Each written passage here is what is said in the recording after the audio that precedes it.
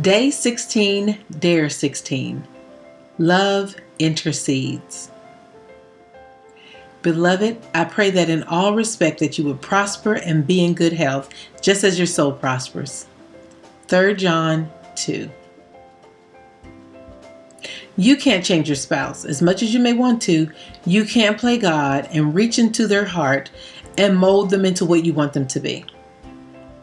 But that's what most couples spend a large part of their time trying to do, change their spouse. Insanity has been described as doing the same thing over and over and expecting different results. But isn't that what happens when you try to change your spouse? It's frustration at the highest level. At some point, you have to accept that it's something that you can't do. But here's what you can do. You can become a wise farmer. A farmer can't make a seed grow into a fruitful crop. He can't argue, manipulate, or demand that it bears fruit, but he can plant the seed into fertile ground, give it water and nutrients, protect it from weeds, and then turn it over to God. They know that not every seed sprouts, but most of the seeds will grow when planted in the proper soil and given what it needs. There's no guarantee that anything will change your spouse. And even in doing this dare, that's not what this is about. It's about daring to love. If you take the love dare seriously, there's a high likelihood that you will be personally changed from inside out.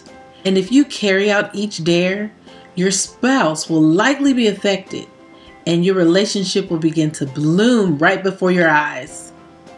It may take weeks, it may take months, it may even take years, but regardless of the soil that you're working with, you are the plan for success. You are to get the weeds out of your marriage. You are to nurture the soil of your mate's heart and then depend on God for the results. You can't do this alone. You will need something that is more powerful than anything else that you've ever known, and that's effective prayer. Prayer really works. It's a spiritual phenomenon created by an unlimited, powerful God, and it yields amazing results. Do you feel like giving up on your marriage? Jesus said to pray instead of quitting. Luke 18:1. Are you stressed out and worried? Prayer can bring peace to the storm. Philippians 4:6-7. Do you need a major breakthrough? Prayer can make the difference. Acts 12:1-17. Read it. God will solve it. He does things His way. He's sovereign. He's not a genie in a lamp that submits to your every wish.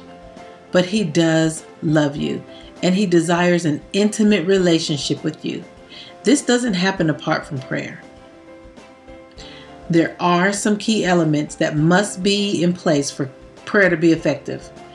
Prayer works best when coming from a humble heart. A humble heart that is in right relationship with God and with others. Confess your sins to one another and pray for one another. The effective prayer of a righteous man can accomplish much.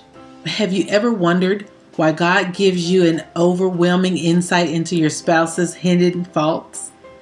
Do you really think it's for endless nagging? No. It's for effective kneeling.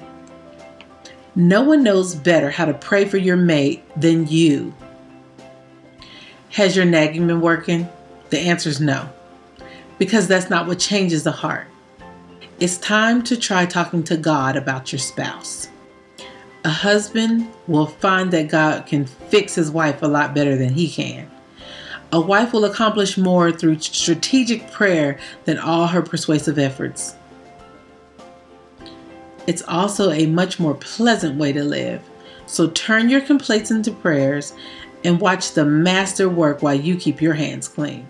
If your spouse doesn't have any kind of relationship with God, then it's clear where you need to start. Begin to pray for exactly what your mate needs. Pray for his heart. Pray for her attitude. Pray for your spouse's responsibilities before God. Pray for truth to replace lies. Pray that forgiveness will replace bitterness. Pray for genuine breakthrough in your marriage. And then pray for your heart's desires, for love and honor to become the norm in your marriage. And don't forget to pray for romance and intimacy, that it would grow deeper. One of the most loving things you could ever do for your spouse is to pray for them. Ask, and it will be given to you. Seek, and you will find. Knock, and it will be open. Today's dare. Begin praying today for your spouse's heart. Pray 3 specific areas where you desire for God to work in your spouse's life and in your marriage. I dare you. Now get to work.